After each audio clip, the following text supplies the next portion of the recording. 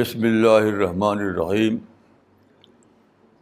وصلی اللہ علی نبی الکریم رب اشرح لی صدری ویسر لی امری واحلل عقدۃ من لسانی یفقہوا قولی۔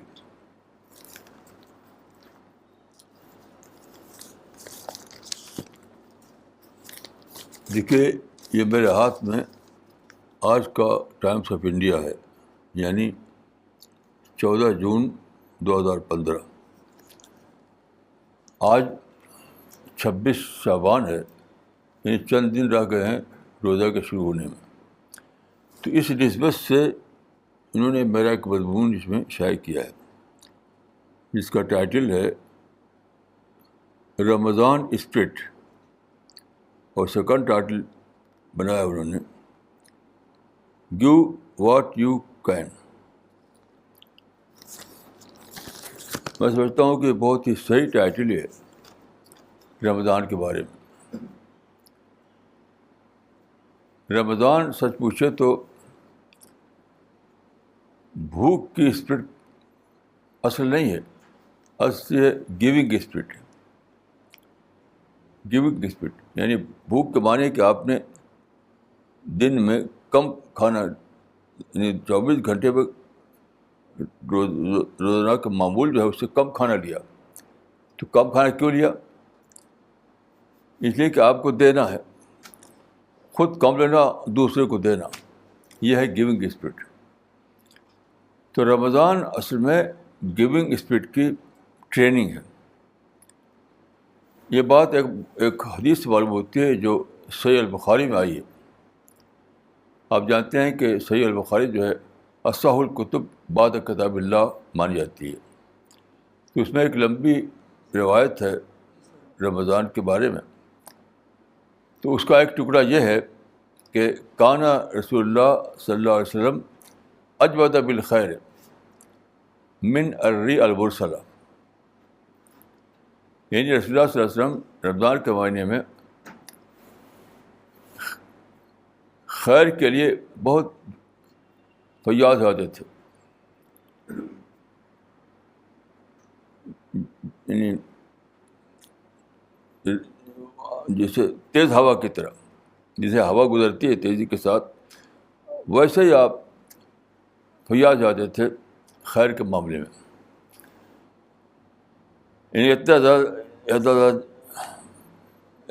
زیادہ آپ کے اندر جذبہ بڑھ جاتا تھا خیر کا، کیونکہ خیر کے معنی ہیں گڈ۔ تو خیر یہاں صرف کھانا پینا یا پیسے کے معنی میں نہیں ہے، جو چیز بھی دوسروں کے لیے خیر ہو۔ آدمی جو صدقہ کرتا ہے دوسروں کے لیے، تو دوسروں کے لیے جو چیز خیر ہو، جو ان کے لیے نفع دینے والی ہو، وہ سب اس میں شامل ہوگی۔ تو رمضان گویا اس بات کی اسپرٹ پیدا کرنے کے لیے ہے کہ خود کم لو، دوسروں کو زیادہ دو، یا یوں کہیے کہ دوسروں کو خوب دو، چاہے تم کو خود کم لینا پڑے۔ یہ ہے اسپرٹ آف رمضان۔ تو اور یہ قرآن میں آپ پڑھیں گے کہ قرآن میں رمضان کا حکم جہاں آیا ہے وہاں پر یہ ہے کہ یا ایھا الذین آمنوا کتب علیکم الصیام کما کتب علی الذین من قبلکم، کہ تم پر رمضان کے مہینے میں روزہ رکھنا فرض کیا گیا جس طرح پچھلی امتوں میں فرض کیا گیا تھا۔ اس معنی ہے کہ یہ روزہ جو ہے رسول اللہ صلی اللہ علیہ وسلم کے زمانے میں نہیں آیا، ہر نبی کے زمانے میں اس کو اللہ نے فرض کیا۔ تو یہ یونیورسل تعلیم ہے اسلام کی۔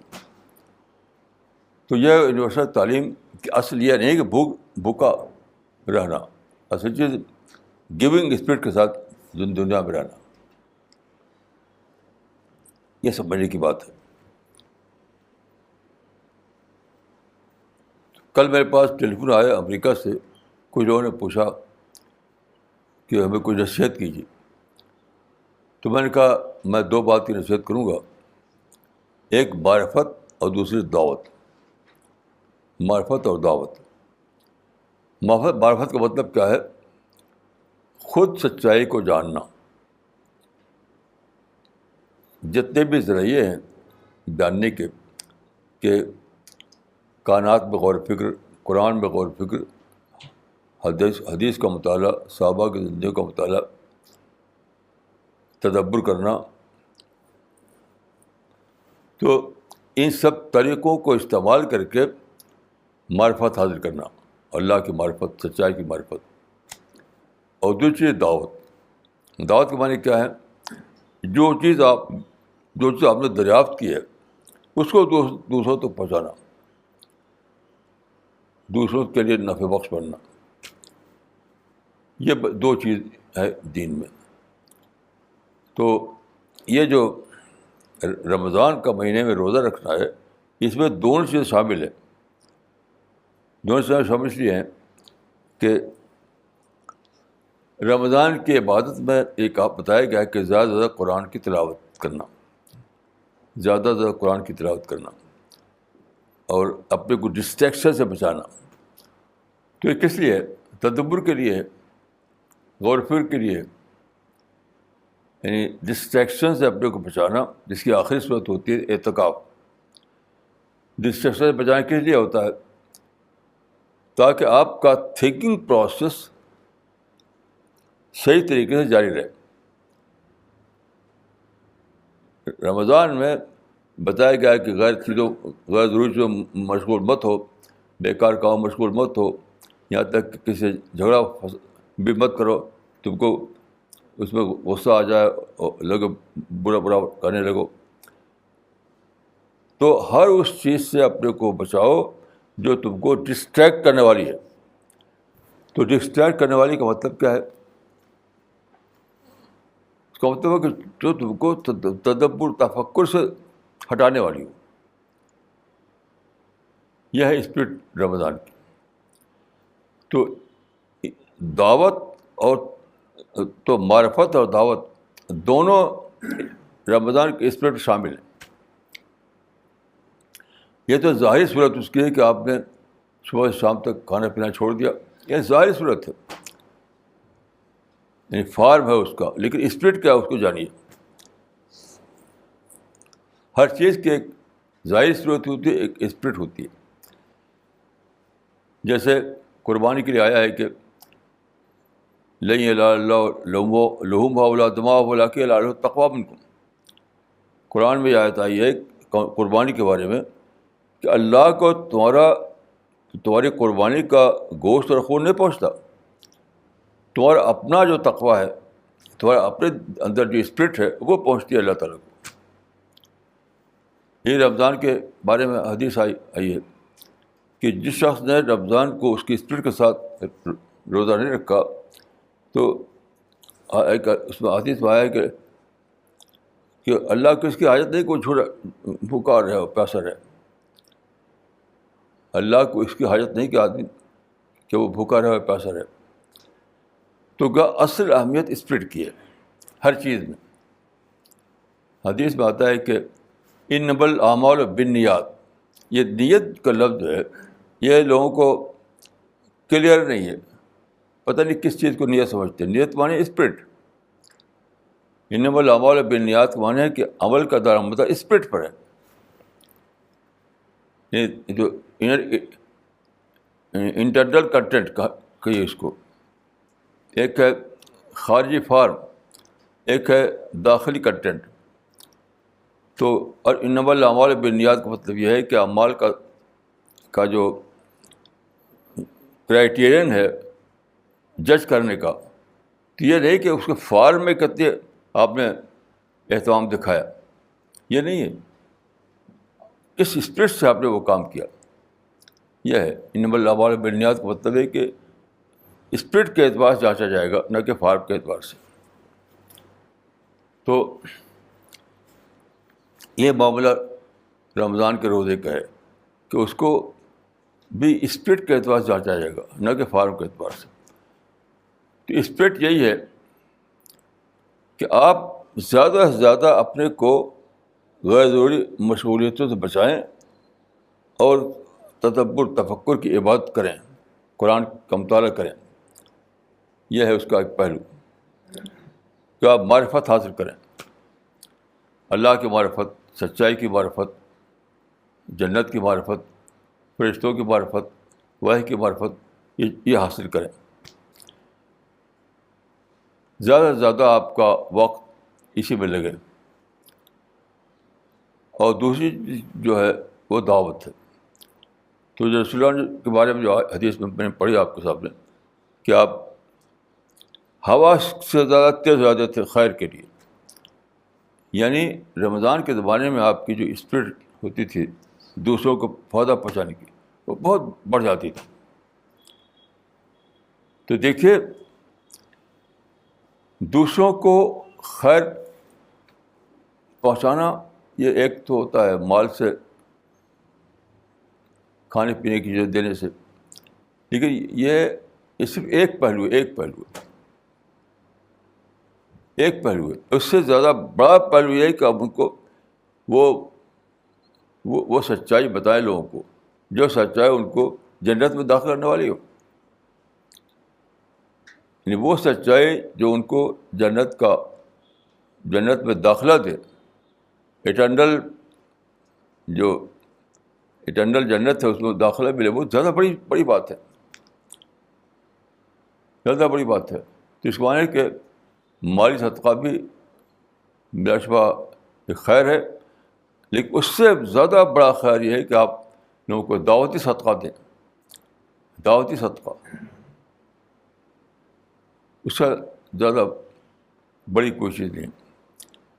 تو رمضان میں آدمی اپنے آپ کو اس کے لیے تیار کرتا ہے. رمضان میں آدمی اپنے آپ کو اس کے لیے تیار کرتا ہے، اور اتنا زیادہ اپنے کو تیار کرتا ہے. تیاری کا دیکھیے کرائٹیرین کیا ہے. میں سمجھتا ہوں کہ قرآن میں سورہ البقرہ میں جہاں آیا ہے ذکر رمضان کا اور روزے کا، وہاں ایک آیت ہے، وہی کرائٹیرین ہے جج کرنے کے لیے کہ آپ کا روزہ کیسا ہے اللہ کی نظر میں. اللہ کی نظر میں آپ کا روزہ کیسا ہے؟ وہ آیت ہے وَإِذَا سَأَلَكَ عِبَادِي عَنِّي فَإِنِّي قَرِيبٌ أُجِيبُ دَعْوَةَ الدَّاعِ إِذَا دَعَانِ فَلْيَسْتَجِيبُوا لِي وَلْيُؤْمِنُوا بِي لَعَلَّهُمْ يَرْشُدُونَ. اس کا ترجمہ یہ ہے، بندے جب پوچھیں تم سے میرے بارے میں، یعنی اللہ کے بارے میں، تو کہو کہ میں قریب ہوں. کہو کہ میں قریب ہوں، میں پکارنے والے کی پکار کو سنتا ہوں، تو تم مجھے پکارو. کتنی عجیب بات ہے یہ. اور ایسا تم کرو گے تو تم کو رشد ملے گی، ہدایت ملے گی. اب یہاں پر دیکھیے ایک عام پہلو اس کا ہے کہ اللہ اپنے بندوں سے قریب ہے، ایک عام بات ہے. لیکن اس میں دوسرا پہلو ایک اور ہے کہ رمضان اگر صحیح طریقے سے گزارے آدمی، صحیح طریقے سے اس کی جو اصل اسپرٹ ہے اس کے ساتھ گزارے، تو وہ اپنے روحانیت کے اعتبار سے، اسپریچولیٹی کے اعتبار سے اللہ سے قریب ہو جاتا ہے، احساس قربت میں جینے لگتا ہے. وہ عام طور پر لوگ جو ہیں احساس دوری بھی جیتے ہیں. میں اپنے گھر کے سامنے کھڑا ہوتا ہوں، دیکھتا ہوں لوگ آ رہے ہیں جا رہے ہیں، تو مجھے لگتا ہے کہ یعنی خاموشی کے ساتھ وہ اعلان کر رہے ہیں کہ ہم احساس دوری بھی جی رہے ہیں، احساس قربت میں نہیں جی رہے ہیں. تو رمضان میں اگر آدمی صحیح طریقے سے اس کے آداب کا اہتمام کرے، یعنی تدبر کرے، تفکر کرے، قرآن کا مطالعہ کرے، تو وہ اللہ کے معاملے میں احساس قربت میں جینے لگے گا. یہ قربت کا احساس اس کو شدید ہوگا اس کے اندر. تو فرمایا کہ جب تم اللہ سے اتنی قربت آ جائے، تم کو احساس قربت تمہارے پیدا ہو جائے، تو تم خود ہی دریافت کر لیا تم نے کہ خدا تو میرے پاس ہی ہے. یہ دور کی خبر نہیں ہے. یہ خدا انسان کے قریب ہے. یہ اس انسان کے لیے ہے جو عام انسان ہے, اس کے لیے خبر ہے. لیکن ایک سچے روزہ دار کے لیے, جو سچی اسپرٹ کو جگائے اپنے اندر, اس کے لیے یہ خبر نہیں ہے, اس کے لیے ایک واقعہ ہے. احساس کے اعتبار سے محسوس کرنے لگتا کہ میں اللہ سے قریب پہنچ گیا ہوں. تو جب یہ احساس طاری ہو جائے, اللہ سے قربت کا احساس, تو کیا ہوگا؟ تو آدمی خوب دعائیں کرے گا, خوب تضرع کرے گا, یہ کرے گا وہ. تو یہ ہے رمضان کی اسپرٹ. اچھا, دوسری بات دیکھیے یہ ہے کہ ایسا نہیں کہ رمضان آیا تو اچانک آپ کہتے ہیں اسپرٹ جاگ اٹھے گی. جیسے ہی رمضان کا چاند دکھائی دیا اور اچانک آپ اندر اسپرٹ اور رمضان آ جائے گی, ایسا نہیں ہوتا. یہ تسلسل کا معاملہ ہے, کنٹینیوٹی کا معاملہ ہے. یعنی پری رمضان بھی آپ اسی طرح کے اسپرٹ میں زندگی گزار رہے ہوں گے, تب پوسٹ رمضان میں آپ کو وہ کیفیت ملے گی. یعنی آپ کو کہ آپ کو پریپیئرڈ مائنڈ کے ساتھ رمضان میں داخل ہونا ہے. رمضان میں آپ کو پریپیئرڈ مائنڈ کے ساتھ داخل ہونا ہے. اگر آپ پریپیئرڈ نہیں ہیں تو کیا ہوگا؟ بس کھانے پینے کی باتیں جانیں گے آپ. میں نے اخبار میں ایک بوڑھی خاتون کا مضمون پڑھا. وہ یو پی کے کسی شہر کرنے والی تھی. یہ پچھلے سال کی بات ہے. تو ان سے کہا گیا تھا کہ آپ اپنے زمانے کے رمضان کے بارے میں لکھیے. وہ بوڑھی خاتون سے اپنے زمانے کے رمضان کے بارے میں. تو بوڑھی خاتون نے لکھا کہ ہمارے گھر میں یعنی یہ حالت تھی کہ دوپہر سے تیاری شروع ہو جاتی تھی. یعنی گھر میں یہ حالت ہے کہ دوپہر کے بعد سے ساری خواتین گھر کی رمضان کی تیاری میں شروع ہو جاتی تھی. اب میں سوچا کہ کیا تیاری کرتی ہوں گی وہ. تو اس نے بتایا انہوں نے کہ مشروبات کون سے آج رہیں گے, آج کون سی چیز سے روزہ افطار کیا جائے گا, کھانے میں کیا آئٹم ہوگا. یعنی یہی سب بات ہے. دن کا سیکنڈ ہاف اسی میں خرچ ہوتا تھا گھر کے تمام خواتین.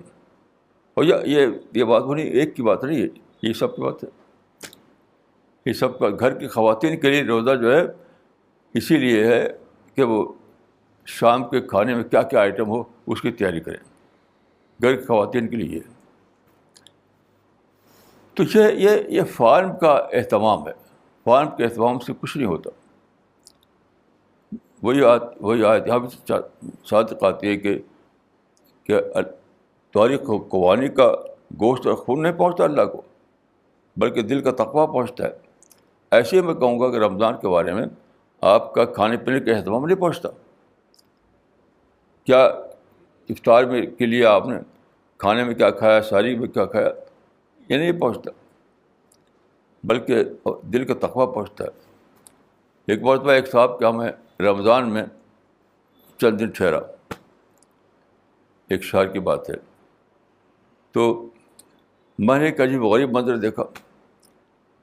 میں تو عادی تھا جب میں رہتا تھا اپنے گاؤں میں کہ ہم لوگ افطار کر لیتے تھے. اس زمانے میں چنا ہوتا تھا, 2-4 چنا کھایا اور پانی پیا تو افطار ہو گیا. اس کے بعد کھانا کھاتے تھے نماز کے بعد. ان کو میں نے دیکھا کہ باقاعدہ پورا کھانا کھاتے تھے وہ افطار کے وقت, پھر عشاء کے بعد دوبارہ پورا کھانا کھاتے تھے. میں حیران تھا کہ کیسے اتنا سب کھانا ہضم کرتے ہیں.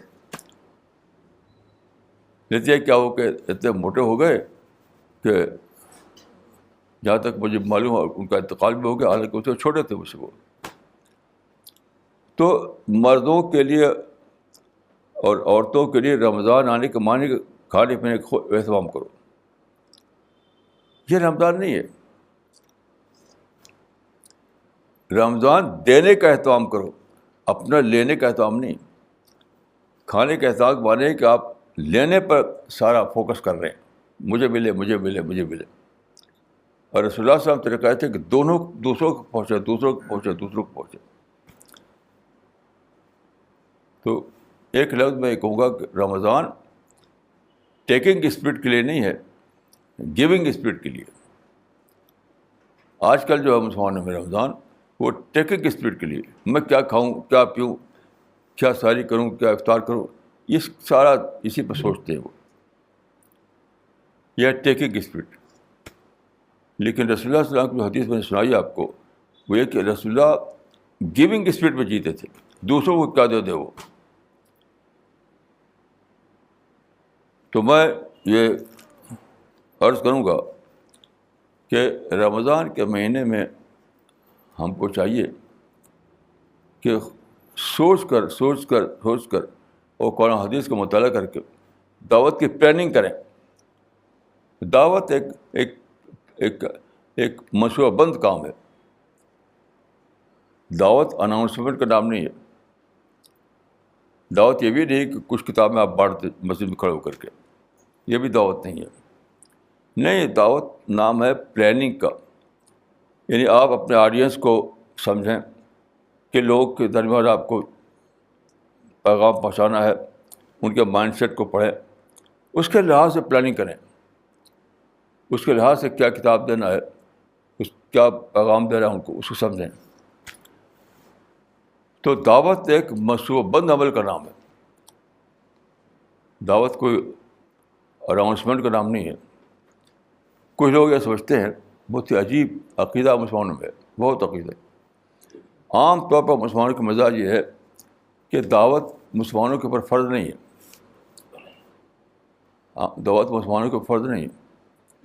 کیوں؟ اس لیے کہ جو وہ سمجھتے ہیں کہ جو اذان ہوتی ہے مسجدوں کے میں روزانہ 5 وقت، وہ نماز جو ہے وہ دعوت اس کے ذریعے پہنچ رہے لوگوں کو. وہ اذان جو ہے اس اذان کے ذریعے لوگوں تک دعوت پہنچ رہی ہے. یہ بہت عجیب غریب عقیدہ ہے. یعنی عربی زبان میں آپ نے کچھ کلمات کہے اذان میں، جس سے سنا اس کے تو وہ شور ہے کیونکہ وہ جانتا نہیں عربی زبان. تو آپ شور کریں گے اور دعوت ہو جائے گی؟ ایسا ہو سکتا ہے؟ تو یہ بالکل بے بنیاد عقیدہ ہے کہ اذان کے ذریعے دعوت پہنچ رہی لوگوں کو، اب اس کو ہمیں کچھ کرنا نہیں ہے. دعوت ایک بہت ہی سنجیدہ عمل کا نام ہے، بہت ہی زیادہ اسپرٹ کے ساتھ کرنے کا نام ہے. وہ یہ کہ آپ بدو کے ساتھ خیر خائی کریں، بدو کے ساتھ آپ اپنے اندر نگیٹو تھاٹ اگر ہے تو نکال دیں اس کو، اس کے لیے دعائیں کریں، اس کی خیر خائی کو سامنے رکھ کر کے پلاننگ کریں، اور اس اعتبار سے نظام بنائیں کہ کیا چیز اس کو زیادہ اثر ڈالے گی، یہ سب کریں. تو میں سمجھتا ہوں کہ رمضان کا مہینہ اس طرح گزارنا چاہیے کہ اس کو دعوت کی پلاننگ کے لیے، صرف اسی مہینے میں دعوت کی پلاننگ نہیں، سال بھر کے لیے، سال بھر کے لیے دعوت کی پلاننگ. میں اللہ کے فضل سے خود اسی پہ قائم ہوں.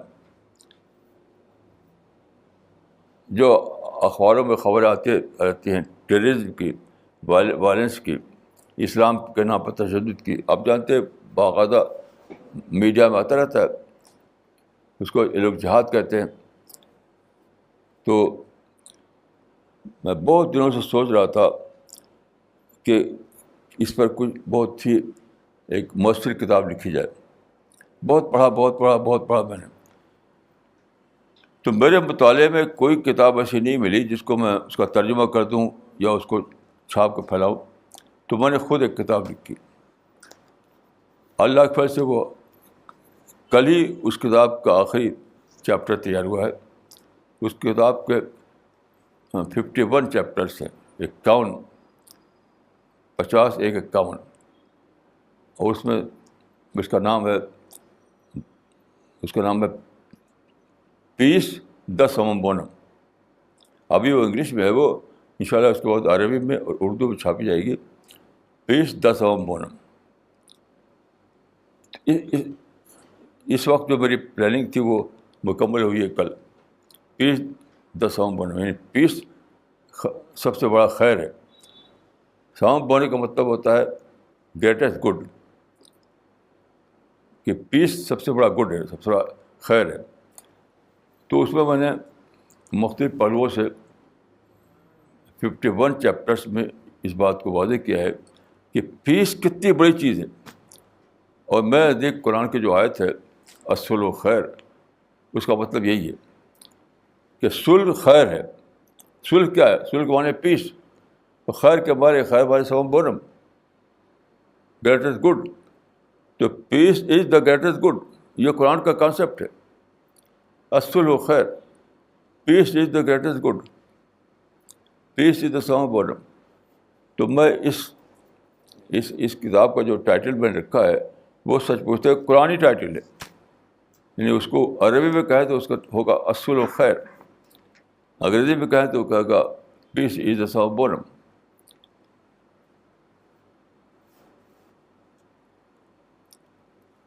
تو اس کو میں کہوں گا کہ یہ پلاننگ اس کا نام ہے. کہ میں نے دیکھا کہ لوگوں کو ہٹانا ہے تشدد سے. لوگ تشدد کو بڑی چیز سمجھتے ہیں،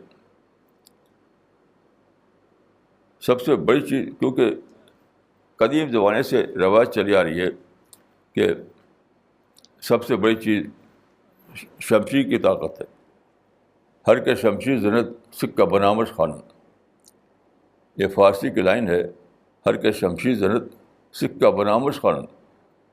جو تلوار کی طاقت جس کے پاس ہوتی ہے اسی کا دبدبہ قائم ہوتا ہے. یہ پرانی بات ہے، یہ پرانی بات ہے. اب تلوار کی طاقت کچھ نہیں رہی. ابھی دیکھیے ایک آرٹیکل آیا ہے، ایک نیوز آئی ہے ہندو پیپر میں، آپ پڑھ سکتے ہیں اس کو. اس میں بتایا ہے کہ ان کا بیان چھاپا ہے وہ براک اوباما کا، جو پریزیڈنٹ ہے امریکہ کے، جو سپر پاور مانا جاتا ہے، کہ ہم نے جو دوسرے ہمارے جو الائز ہیں، جو ہمارے ساتھی ملک ہیں، ان کی مدد سے ہم نے مل کر کے جو اقدام کیا، تو وہ اقدام یعنی افیکٹو نہیں ہوا. نہ صدام کے خلاف افیکٹو ہوا، ابھی بھی جو IIS جو ہے اس کے خلاف کر رہے ہیں وہ بھی افیکٹو نہیں ہے. تو اس سے زیادہ طاقت کون استعمال کر سکتا ہے؟ وہ تو سپر پاور ہے. صرف اکیلے نہیں بلکہ تمام الائز کے ساتھ وہ اقدام کر رہے ہیں. وہ تو براک اوباما نے خود یہ مانا ہے کہ ہمارا اقدام جو ہے افیکٹو نہیں ہو رہا ہے. تو اس کتاب میں نے یہ دکھایا ہے کہ مسلمانوں کو اس سے ہٹانے کی کوشش کی ہے کہ ماضی کی قدیم چلا ہوا جو سوچ ہے کہ سب سے بڑی طاقت تلوار ہے، وہ زمانہ ختم ہو گیا. یہ پرانے زمانے کی بات تھی. ہر کے شمشیر زند سکہ بنامش خانند کا زمانہ ختم ہو گیا. اب تو جس کے پاس سائنس ہوتی ہے، جس کے پاس ٹیکنالوجی ہوتی ہے، جس کے پاس انڈسٹری ہوتی ہے، جس کے پاس ماڈرن ایجوکیشن ہوتی ہے، اس کا دبدبہ قائم ہوتا ہے دنیا میں.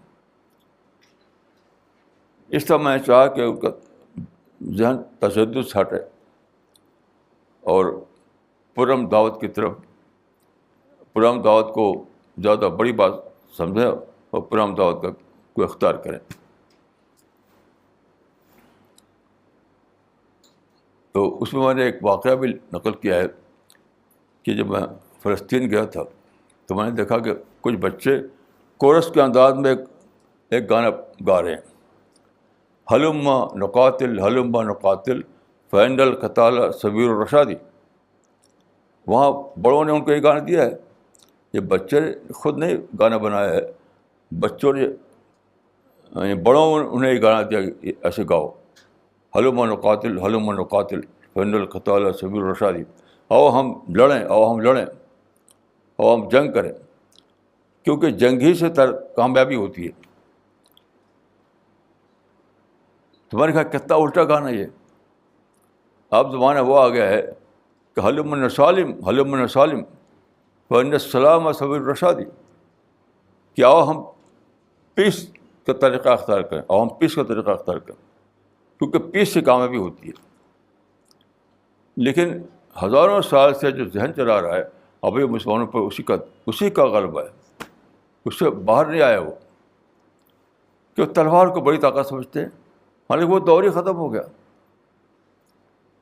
اب وہ دور ختم ہو گیا جب تلوار یا گن بڑی چیز ہوتی تھی، وہ دور ختم ہو گیا.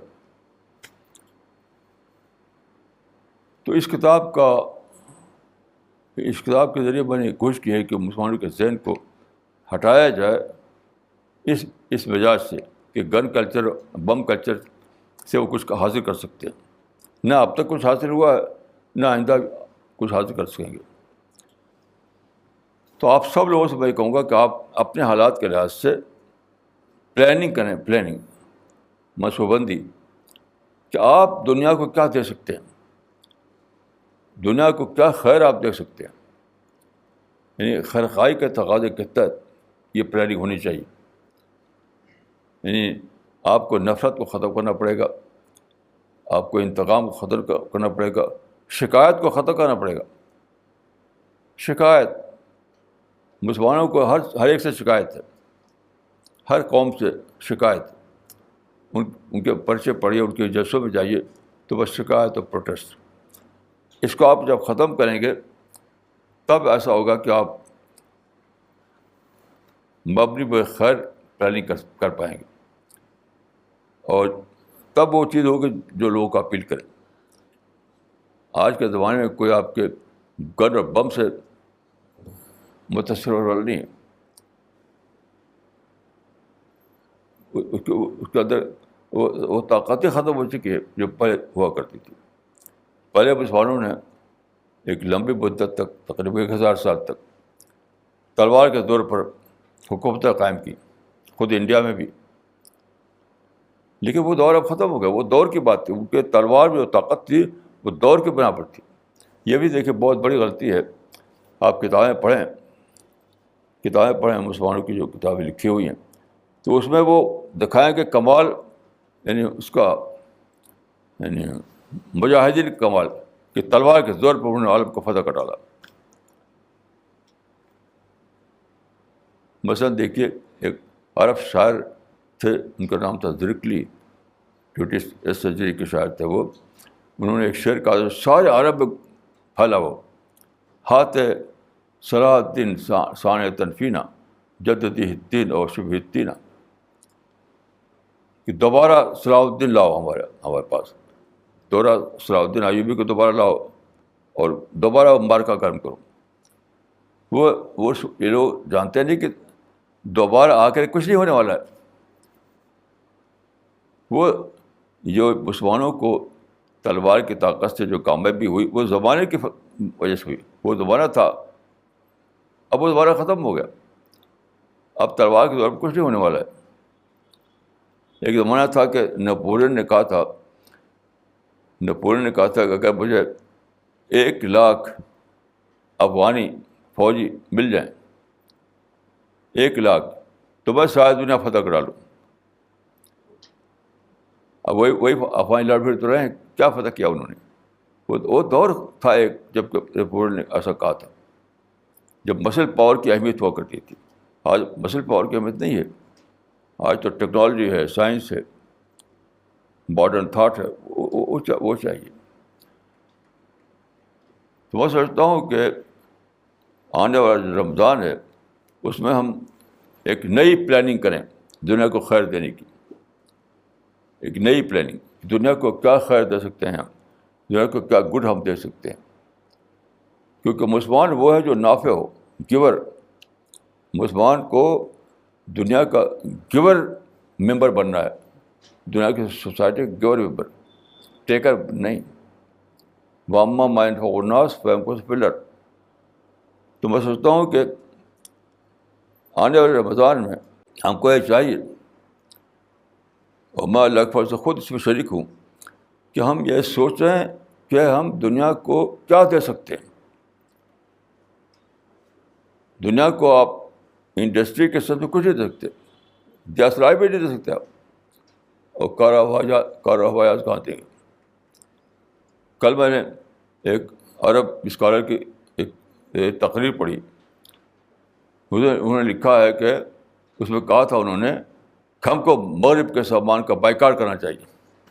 تو مجھے بہت تعجب ہوا, مغرب کے سامان کا بائیکاٹ کر کے آپ کیا کریں گے؟ کئی بار یہ باتیں کہی گئی, کئی بار, مغرب کے سامان کا بائیکاٹ. مغربی سے تو آپ کو سب چیز مل رہی ہے, بائیکاٹ کریں کیا؟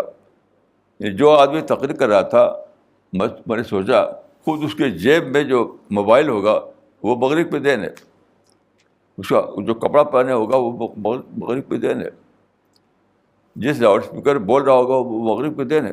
کیسے بائیکاٹ کریں گے آپ؟ یہ کوئی پلاننگ نہیں ہے کہ آپ پلاننگ کریں کہ ہمیں بائیکاٹ کرنا ہے مغرب کے مال کا.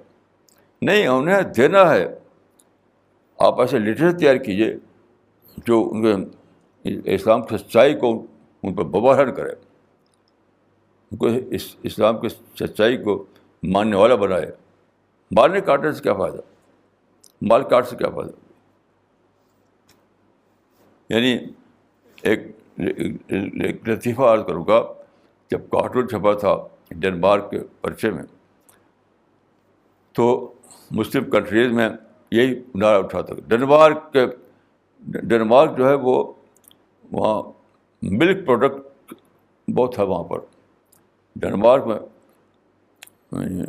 جو دودھ سے بننے والے سامان ہوتے ہیں اس کا بہت وہاں پر انڈسٹریز ہے, بہت زیادہ ملک پروڈکٹ کی. تو ہمیں ڈنمارک کے ملک پروڈکٹس کا بائیکاٹ کرنا چاہیے. تو مجھے پتہ چلا تھا کہ کچھ گھروں میں جوش میں اس پہ عمل کیا انہوں نے. یعنی ڈنمارک سے آتا تھا جو بٹر اور دوسرے ملک پروڈکٹ, اس کو بائیکاٹ کیا انہوں نے.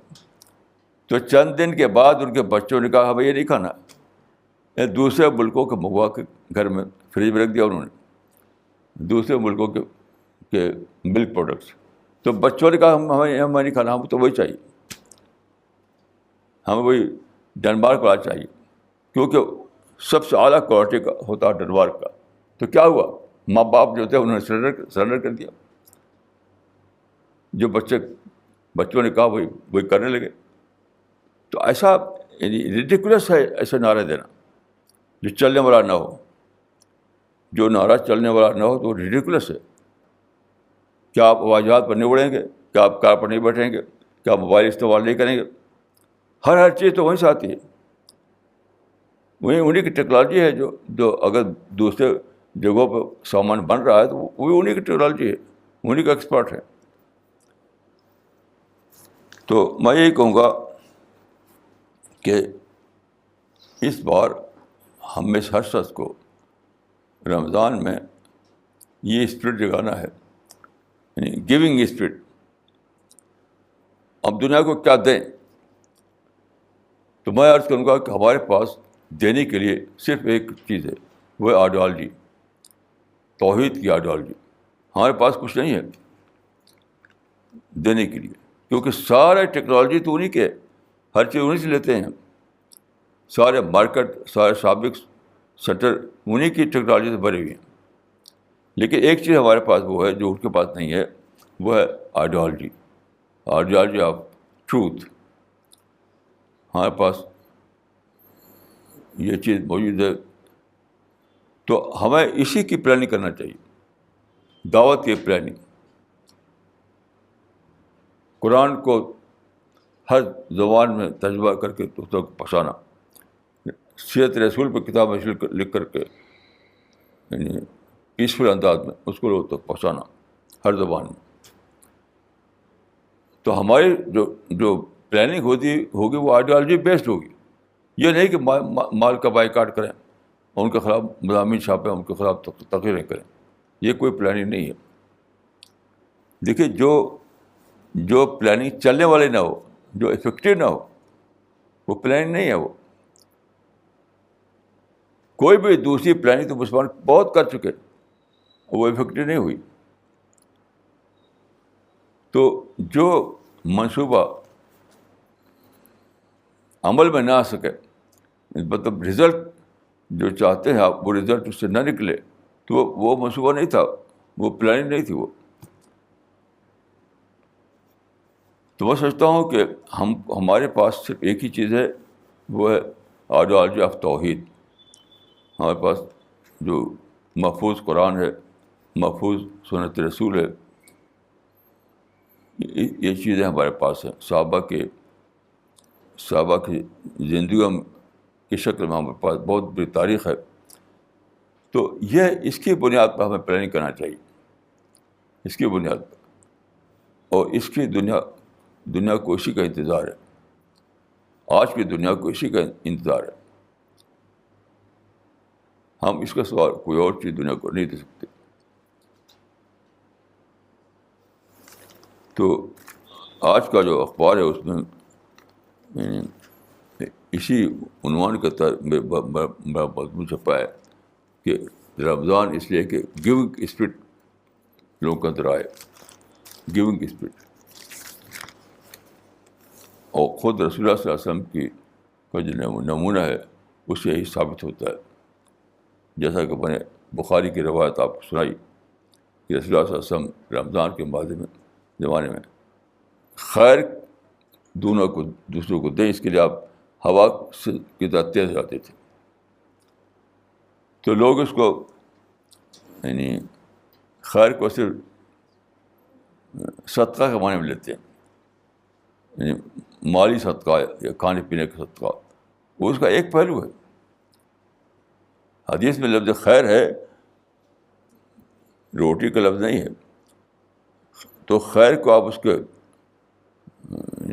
جامع معنی میں لیجیے, اس کے یونیورسل معنی میں لیجیے. تو یہ بات ہم سب کو سوچنا ہے. اب صرف چند دن رہ گئے ہیں روزے کے شروع میں. اس وقت ہم پری رمضان پیریڈ سے گزر رہے ہیں. تو ہمیں چاہیے کہ ہم سوچیں, تیاری کریں, تدبر اور تفکر کریں, اور اپنے آپ کو پریپیئر کریں اس کام کے لیے کہ ہم دنیا کے لیے گیور کمیونٹی بنیں. Giver community. ابھی تک مسلمان ٹیکر کمیونٹی بنے ہوئے ہیں, ہم گیور کمیونٹی بنیں. یہ ہے وہ بات جس کے لیے ہمیں اپنے کو تیار کرنا ہے. تو میں دعا کرتا ہوں کہ اللہ تعالیٰ مجھ کو اور آپ کو توفیق دے کہ ہم اس اسپرٹ کو سمجھیں اور اسپرٹ کو اپنے اندر انکلکیٹ کریں, تاکہ اللہ ہم سے راضی ہو اور اللہ ہمیں دنیا میں اور آخرت میں اپنی مدد فرمائے. اللہ ہمیں ہماری مغفرت فرمائے اور جنت میں داخلہ عطا فرمائے. السلام علیکم ورحمۃ اللہ وبرکاتہ.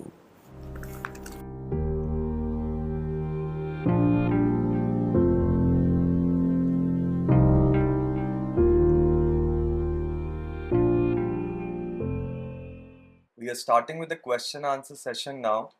I request our online viewers to please send in their questions on info@cpsglobal.org. مولانا یہ سوال کیا ہے مس نغمہ صدیقی نے دہلی سے. When the age of weapon is over, why do people still live in it? دیکھیے, یہ تاریخ کا تجربہ ہے کہ ماضی کے جو ٹریڈیشن ہوتی ہے بہت دیر میں نکلتے ہیں اس سے. خود یورپ بہت دیر میں نکلا ہے. ایسا نہیں کہ آج کا جو یورپ ہے وہ پہلے سے ایسی تھا. بہت زبردست شاک لگا ان کو, وہاں بہت بڑی طریقے چلیں, تب ماضی کے ٹریڈ سے باہر آئے وہ.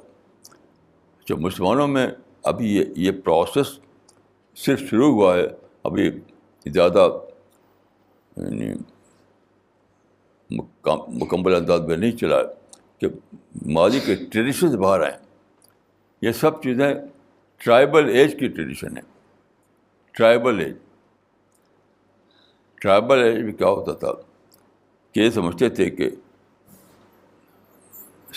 تلوار فیصلہ کن چیز ہے, تلوار سے ہم ہر چیز حاصل کر سکتے ہیں, ہر چیز ہم کو جب چاہتے ہیں سب تلوار حاصل کر سکتے ہیں.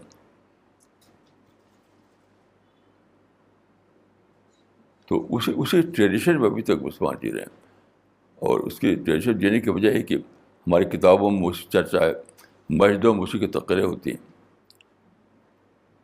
جیسے میں ایک دلی کی مسجد میں نے جمعہ کی نماز پڑھی ہوئی ہے. بہت عجیب بات یہ ہے, دلی کی مسجد میں نماز پڑھی تو جو امام صاحب جو تھے بڑے جوش و خروش کا تقریر کر رہے تھے. خطبے سے پہلے ایک تقریر کی آتی ہے مسجدوں میں, تقریر کر رہے تھے. اس میں انہوں نے کہا کہ یعنی کہیں چھپا تھا کچھ کہ ہندوؤں نے یہ نقشہ بنایا کہ مسلمانوں کو انڈیا سے کسی ایسے کہہ دیتے ہیں لوگ کچھ باتیں کہ مسلمانوں کا کوئی مقام نہیں انڈیا میں نہیں ہے وغیرہ اس طرح کی باتیں.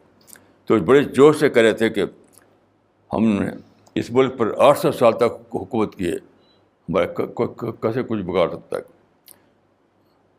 اب دیکھیے 800 سال تک حکومت کی ہے, یہ اس میں شامل کرنا چاہیے کہ دور سیف میں حکومت کی ہے. 800 سال کی بات نہیں ہے, یہ دور سیف کی بات ہے, یہ دور سیف کی بات ہے. آپ دیکھیے یعنی ابھی جو میں نے شعر پڑھا کہ صلاح الدین کو دوبارہ لاؤ, تو صلاح الدین کو دوبارہ ہم لائے, تاریخ واپس آیا صلاح الدین. سلطان ٹیپو جو تھے, سلطان ٹیپو شہید جن کو کہا جاتا ہے, بہت بہادر آدمی تھے. یعنی صلاح الدین سے کم نہیں تھے وہ بہادری میں, لیکن سرکاپٹم میں وہ لڑ گئے انگریزوں کی فوج سے, اور اس میں وہ مارے گئے. اس میں اور اس میں انگریز جنرل تھا جو تھا, اس نے کہا تھا کہ جب اس نے مارا ختم کیا جب صلاح الدین کو, کہا today India is ours, today India is ours. تو صلاح الدین تاریخ میں واپس آیا. صلاح الدین سلطان ٹیپو صلاح الدین تھے, یاسر عرفات دور جدید صلاح الدین تھے, حضرت بنا سید قطب دور جدید کے صلاح الدین تھے. کوئی رزلٹ نہیں نکال سکے کیونکہ آیت دور امن میں آئے اور صلاح الدین آئے تھے دور سیف میں. لیکن ابھی تک ہماری تقریروں میں, ہمارے جلسوں میں, ہماری کتابوں میں وہی باتیں دہراتے ہیں, ہاتھ صلاح الدین سان تلفینہ. یہ کہو کہ دور ختم ہو گیا. صلاح الدین کا کارنامہ دور سیف کے لیے تھا, دور امن کے لیے نہیں تھا. اسی کام کو کرنے کی ضرورت ہے, لوگوں کو بتانے کی ضرورت ہے کہ دور بدل گیا. مولانا یہ اگلا سوال آیا ہے مسٹر عمران کا بحرین سے. مولانا صاحب, you mentioned in today's lecture that dawah means spreading the message which you have discovered. But many ulama say first we need to correct ourselves and then spread the message. My question is, since the process of self-correction is lifelong, then when to do dawah? دیکھیے میں عاشروں سے بہت ملا ہوں, ان سے میں پوچھتا ہوں کہ کوئی آیت بتائیے, کوئی قرآن کی آیت یا حدیث بتائیے کہ پہلے اپنے کو ٹھیک کرے اس کے بعد دعوت کا کام کرنا. یہ تو بالکل بیسلیس بات ہے. کوئی ایک آیت نہیں قرآن مجید میں, کوئی ایک حدیث نہیں جو یہ کہتی ہو کہ پہلے اپنی اصلاح کرو پھر دعوت کا کام بات کو ہوگا. یہ تو فرضی بات ہے. جو لوگ ایسا کہتے ہیں ان سے آپ پوچھیں کہ کوئی حوالہ دو, قرآن سنت کا حوالہ دو. کوئی حوالہ دے سکتے ہو. میں بہت اثر سے بات ہے کہ میں اس کو بہت زیادہ غلط سمجھتا ہوں یہ کہنے کو کہ پہلے اپنی اصلاح کرو پھر دعوت کا کام. یعنی یہ میں اس کو بہت ہی زیادہ غلط سمجھتا ہوں, اور یہ جسارت سمجھتا ہوں کہ دین میں ایک ایسی بات داخل کر رہے ہیں جو دین میں ہے نہیں, ایک ایسی بات جو دین میں ہے نہیں. یہ تصور قرآن حدیث میں اجنبی ہے کہ پہلے اپنی اصلاح کر لو پھر بات بات کو دعوت کام ہوگا. یہ تصور قرآن و حدیث میں اجنبی ہے. کیا حق ہے کسی کو ایسی بات کرنے کا؟ تو جو آپ سے کہے اب اس سے پوچھے, ریفرنس پوچھیے, اس کو سن کر مت مان لیجیے. مولانا یہ سوال آیا ہے مسٹر عامر جان کا کشمیر سے. It is rightly said that Ramzan is all about desire management. Why is it that majority of people are able to manage their desires in this month, but once it's over, their desires again take control and they follow the wrong path to meet their desires? Kindly guide. بھائی یہ اس کا جواب بالکل سادہ ہے کہ ہر مسجد میں آپ جائیے تو صرف مسائل بیان کیے جائیں گے کہ روزہ کب ٹوٹتا ہے اور سحری کا وقت کب شروع ہوتا ہے. یہ جو مسائل ہیں وہ بیان کیے جاتے ہیں. یعنی حقیقت رمضان کہیں بتائی نہیں جاتی. آپ جائیے کسی مسجد میں, ایک چارٹ لگا ہوگا وہاں, چارٹ مسائل رمضان. کوئی چارٹ نہیں دیکھیں گے آپ جو حقیقت رمضان, روح رمضان پر ہو. تو یہ جو لوگ مسجدوں مدرسوں کو چلا رہے ہیں ان کی ذمہ داری ہے کہ وہ فارم بیسڈ ریلیجن چل رکھا انہوں نے, اسپرٹ بیسڈ ریلیجن کی باتیں نہیں کرتے وہ. اسی کا وجہ سے یہ سب ہے, یہ حالت ہے.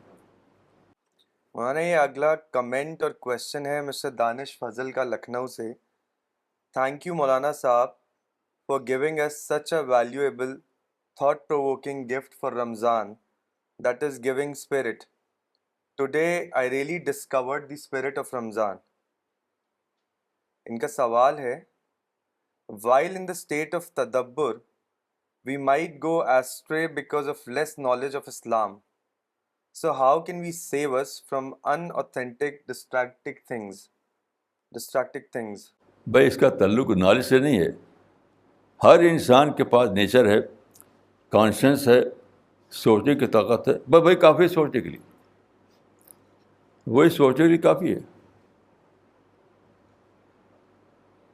جیسے میں بول رہا تھا تو میں عجیب میرا حال ہوا کہ میں کیسے بول رہا ہوں. دماغ نے سوچا, زبان پر وہ تھاٹ کیسے آیا, زبان کیسے بولی, کیسے وہ ڈھل گئے الفاظ میں. اس کے لیے کیا ضرورت ہے کہ آپ سائنٹیفک ڈگری لیں. سائنٹیفک ڈگری کی ضرورت ہے. ابھی کل جب میں کھانا بہت معمولی کھانا کھاتا ہوں, سادہ کھانا, جب میں کھا رہا تھا تو میں نے آپا سے کہا کہ دیکھو یہ ہم پیٹ میں ڈال دیتے ہیں, اس کے بعد ہمیں کچھ نہیں کرنا.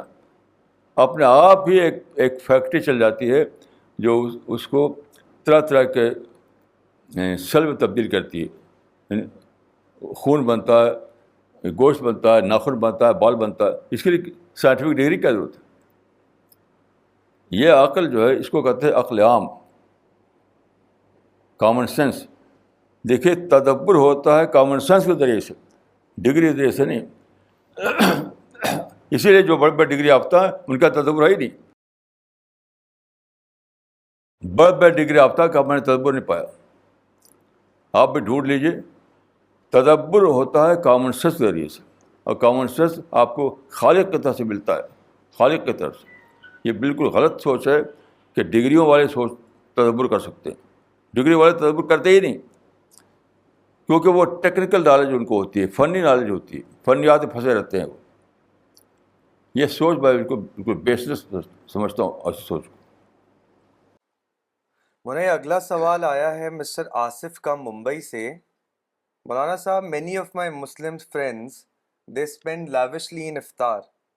When they are being told it's not right, they say food is a blessing from God for we fasted whole day.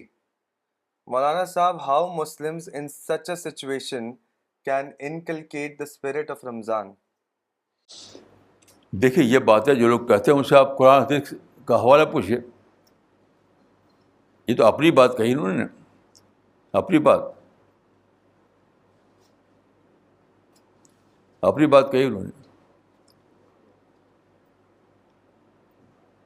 جیسے ایک ساتھ سے بڑی بات ہوئی, بہت پہلے کی بات ہے. وہ روزہ نہیں رکھتے تھے.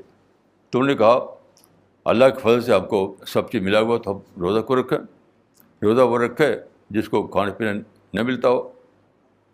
تو میں نے اس سے لڑائی نہیں کی. میں نے کہا کہ یہ کہاں سے نکالا آپ نے؟ کس قرآن کی آیت سے نکلتا ہے یہ؟ کس حدیث سے یہ نکلتا ہے؟ کس صحابی نے ایسا کہا ہے؟ تو آپ سوال کرنا سیکھیے. لوگوں کی باتوں پر سن کر نہ مانیے, سوال کرنا سیکھیے. اور سوال یہی کیجیے کہ آپ کہاں سے بول رہے ہیں. یہ بہت بول رہے ہیں قرآن سے, حدیث سے, صحابہ سے. کہاں سے بول رہے ہیں آپ, وہ بتائیے. اپنے دماغ سے بول رہے ہیں تو آپ کو دماغ تو کوئی آتھینٹک نہیں مانا جائے گا. مولانا یہ اگلا سوال کیا ہے ڈاکٹر اقبال پردھان نے دہلی سے.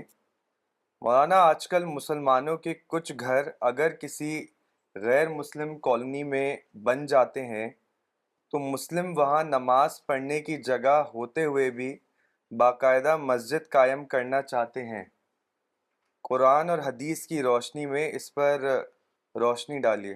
دیکھیے یہ تو بالکل بہت ہی زیادہ غلط ذہن ہے میرے نزدیک. اس میں خام خواہ جھگڑا پیدا ہوتا ہے.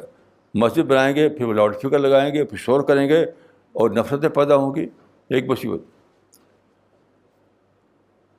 دیکھیے یہ بنی اسرائیل جو تھے حضرت موسیٰ کے زمانے میں, تو مصر میں وہ اقلیت میں تھے, میجارٹی دوسرے لوگوں کی تھی. تو اسی طرح کی صورتحال تھی وہاں پر جو انڈیا میں. تو قرآن میں آپ پڑھ لیجیے یہ آیت کہ وَجْعَلُوا بُيُوتَكُمْ قِبْلَةً وَأَقِیمُوا الصَّلَاةَ. اپنے گھر کے قبلہ بنا لو, اپنے گھر کو مسجد بنا لو, اپنے گھر کے مسجد بنا کے نماز پڑھو. یہ کچھ نہیں ہے کہ آپ وہاں خام خواہ لڑ بھیڑ کر کہیں کہ ہمیں مسجد چاہیے, ہمارا حق ہے کہ مسجد بنائیں. یہ اسلام سے کوئی تعلق نہیں ہے. یہ اسلام سے کوئی تعلق اس کا نہیں. وَجْعَلُوا بُيُوتَكُمْ قِبْلَةً وَأَقِیمُوا الصَّلَاةَ. مسجدوں کو یعنی اپنے گھروں کو مسجد بنا لو, وہاں پر نماز پڑھو. ہاں جہاں موقع ہے وہاں مسجد بنائیے, جہاں موقع نہیں ہے تو وہاں گھر میں نماز پڑھیے. مولانا اگلا سوال آیا ہے مولانا اقبال عمری کا چینئی سے. مولانا آئیڈیالوجی کی اہمیت اور اس کی پلاننگ کرنے کی ضرورت کیوں امت میں نہیں ہے؟ کیا اس کا سبب قومی فخر اور سیاسی فکر ہے؟ پلیز وضاحت کریں. صحیح بات ہے, صحیح بات ہے. قومی فخر اور ساری سوچ اصل وجہ یہ اسی کی بنا پر مسلمان نے ماڈرن ایجوکیشن نہیں لیا. ماڈرن ایجوکیشن پیچھے ہو گئے. تو جڑ کی بات تو یہی ہے. اگر ہم چاہتے ہیں کہ صحیح معنوں میں اصلاح, تو ہمیں قومی فخر کو ختم کرنا پڑے گا, پولیٹیکل سوچ کو ختم کرنا پڑے گا, لوگوں کو ماڈرن ایجوکیشن میں داخل کرنا پڑے گا. تب جا کر کے کوئی صحیح معنوں میں اصلاح ہوگی. مت پرجوش تقریروں سے اصلاح ہونے والی نہیں. مولانا اگلا سوال آیا ہے مسٹر اجے دویدی کا گڑگاؤں سے. مولانا صاحب, is there any way I can be free from anxiety, negative thoughts, and fear? Please suggest me a formula of life that helps me manage such feelings. بھائی انگزائٹی کس بات پر؟ جاب کو لے کر, بزنس کو لے کر, کس بات کو لے کر, پیسے کو لے کر؟ تو دیکھیے ابھی کل کے اخبار میں ایک ریفرنس دوں گا. دنیا کے ریچسٹ آدمی کا وہ آیا ہے, کل کے ٹائمس آف انڈیا میں پڑھا میں نے. وہ چائنا کا ہے, دنیا کے ریچسٹ آدمی. اس نے تقریر کی ہے جو ٹائمس آف انڈیا میں چھپی ہے کہ پہلے میں اسکول ٹیچر تھا اور مہینے مجھ کو $12 ملتا تھا چائنا میں. وہ انگلش جانتا تھا تو انگلش ٹیچر تھا وہ. پھر اسے بزنس شروع کیا تو اس نے لکھا ہے کہ جب میں مہینے میں جو $12 کماتا تھا تو وہ بہت خوش رہتا تھا. اب میرے پاس بلین پیسہ ہے لیکن اب میں خوش نہیں ہوں. تو یہ انگزائٹی ہے. انگزائٹی اس چیز کے لیے جو اس سے انگزائٹی بڑھاوے. ایسی چیز کے لیے لوگ انگزائٹی کو پالتے ہیں کہ وہ اگر پوری ہو جائے تو اور انگزائٹی بڑھ جائے کہ زیادہ بڑا گھر، زیادہ بڑی بہت سی کاریں، بڑا جاب، بہت زیادہ بزنس، وہ تو انگزائٹی اور بڑھانے والی چیز ہے. تو دیکھیے انگزائٹی جو ہے وہ ایک انٹلیکچوئل اسٹیٹ کا نام ہے، ایک ذہنی حالت. آپ ذہن کی سطح پر اپنے کو پازیٹیو بنائیے.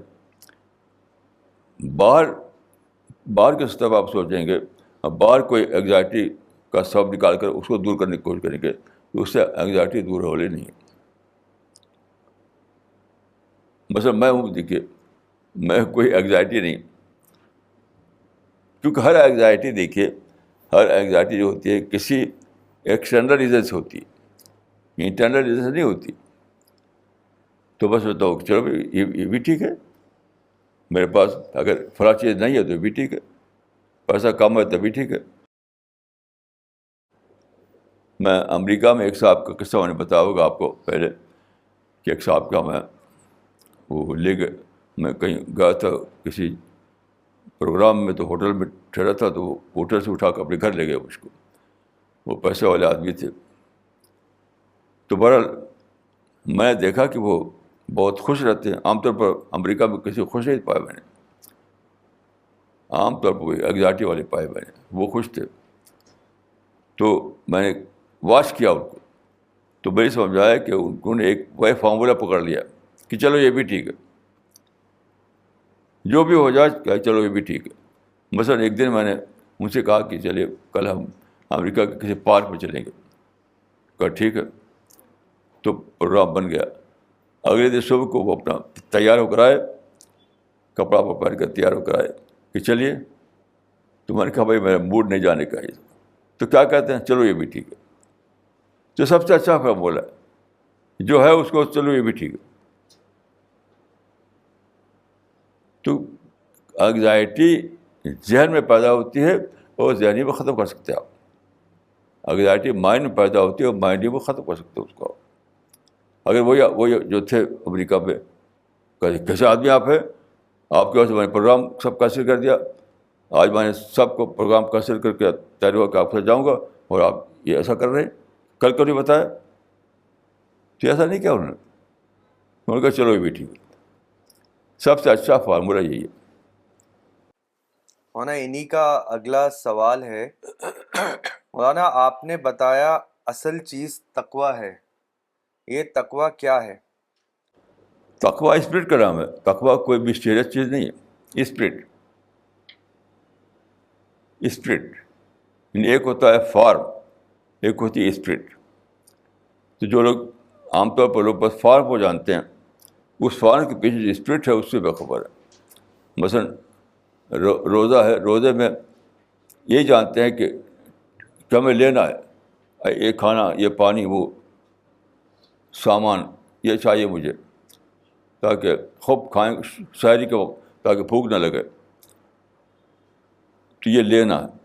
تو روزے میں لوگ جو فارم لوگوں پکڑ رکھا ہے وہ ٹیکنگ اسپرٹ پر بیس کرتا ہے.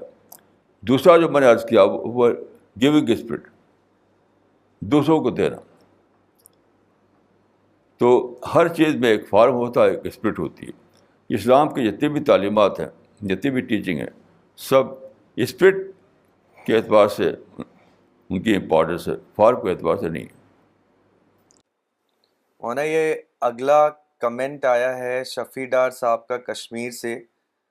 رسپیکٹڈ مولانا صاحب، السلام علیکم. I heard your last Sunday talk and it was full of inspiration. I was thinking that I am suffering in discrimination somewhere in my job and in my relationship. But your Sunday lecture helped me a lot, and I thank Allah Almighty that He provided me a chance to hear your lecture. Otherwise, I would have died in a state of negative mentality and discrimination. دیکھیے میں پھر کہوں گا کہ جو آدمی discrimination کی بولی بولتا ہے وہ کا کوئی تعلق اسلام سے نہیں. اسلام میں ڈسکرمنیشن کی بولی صرف سیٹن کی تھی، سیٹن کی، نہ رسول کی نہ صحابی کی. یہ رسول اسلام کی بولی نہیں ہے ڈسکرمنیشن، یہ سیٹن کی بولی. سیٹن نے کہا تھا کہ خلقتنی من نار و خلقتہ من طین، کہ میں اس سے میرا درجہ بڑا ہے اور انسان کا درجہ چھوٹا ہے، تو نے اس کو بڑھا دیا، مجھے پیچھے کر دیا. یہ ڈسکرمنیٹ کی رسول اللہ پر الزام لگایا ڈسکرمنیشن کا. تو جو آدمی یاد رکھے ڈسکرمنیشن میں کی بولی بولتا ہے وہ سیٹن کی بولی بولتا ہے، سیٹن کی بولی بولتا ہے. اسی لیے آپ پورا جو قرآن و حدیث ہے کہیں پڑھ کر دکھا دیجیے کوئی پیغمبر بولا ہو ڈسکرپشن کی بولی، کوئی صحابی بولا ہو ڈسکرپشن کی بولی. یہ صرف سیٹن ہے جو بولا تھا، اسی کو لوگ فالو کر رہے ہیں. اور بہت خطرناک بات یاد رکھیے کہ قرآن میں ہے اللہ تعالیٰ نے فرمایا کہ جو شیطان کو فالو کرے گا تو میں اس کا انجام شیطان کے ساتھ کروں گا. تو کیا یہ رسک لینے کے تیار ہیں وہ لوگ جو ڈسکرمنیشن کی بولی بولتے ہیں؟ جو لوگ ڈسکرمنیشن کی بولی بولتے ہیں وہ سیٹن کی بولی بولتے ہیں. اور سیٹن کی بولی والوں کے لیے قرآن میں ہے کہ جو بولی بولے گا تو اس کا وہی ہوگا انجام جو سیٹن کا ہوگا. تو سوچنا چاہیے ان لوگوں کو کہ وہ کس چیز کا رسک لے رہے ہیں جو سیٹن کی بولی جو ڈسکرپشن کی بولی بولتے ہیں. بہت بہت بہت بڑا رسک لے رہے ہیں ایسے لوگ. ڈسکرمنیشن کو میں اسلام میں بالکل ہی جائز نہیں سمجھتا. یہ سیٹن کی بولی جائز کیسے ہو جائے گی؟ مولانا یہ اگلا سوال آیا ہے مولانا فرحاد عمری صاحب کا دہلی سے. مسلمان اپنے وار کانسیپٹ کو صحیح ثابت کرنے کے لیے یہ حدیث بیان کرتے ہیں، میں یہ پسند کرتا ہوں کہ میں اللہ کے راستے میں قتل کیا جاؤں، پھر زندہ کیا جاؤں، پھر قتل کیا جاؤں، پھر مجھے زندگی ملے، پھر قتل کیا جاؤں. مولانا اس حدیث کا صحیح انٹرپریٹیشن کیا ہے؟ دیکھیے یہ سوچیے کہ کیا رسول اللہ صاحب نعوذ باللہ منافق تھے؟ آپ یہ کہہ سکتے ہیں کہ جب آپ کو پسند تھا تو ایسا کیا کیوں نہیں؟ کتابوں سے پڑھیے آپ، رسول اللہ صلی اللہ علیہ وسلم کبھی بھی جنگ میں شریک نہیں ہوتے تھے. باہر ان کا ایک عریش لفظ آتا ہے، عریش کہتے ہیں جھوپڑا. بیٹل فیلڈ سے باہر ایک عریش بنتا تھا جھوپڑا، اس میں رہتے تھے. آپ کبھی تلوار لے کر احد میں یا بدر میں کبھی خود سے نہیں رہے. تو نعوذ باللہ کیا آپ کہیں کہ نعوذ باللہ رسول اللہ منافق تھے؟ کہا تو یہ اور کیا ان کا الٹا، کبھی لڑے نہیں. آپ کتابوں میں پڑھ لیجیے، آپ بیٹل فیلڈ میں نہیں ہوتے تھے، عریش میں ہوتے تھے جو باہر بنتا تھا، وہاں سے دیکھتے تھے بس، اور دعا کرتے تھے، سجدے بھی دعا کرتے تھے. جو لوگ اس حدیث کو لے کر کہتے ہیں انہیں سب سے پہلے سوچنا چاہیے کہ کیا نعوذ باللہ رسول اللہ منافق تھے؟ کہا کچھ کیا کچھ. اس لیے آپ کو اس حدیث کی ایسی تفسیر کرنی پڑے گی جس میں رسول اللہ یہ ثابت نہ ہوتا کہ نعوذ باللہ رسول اللہ منافق تھے. یہ سب میں لکھ چکا ہوں، اس حدیث کے بارے میں لکھ چکا ہوں، آپ پڑھ سکتے ہیں.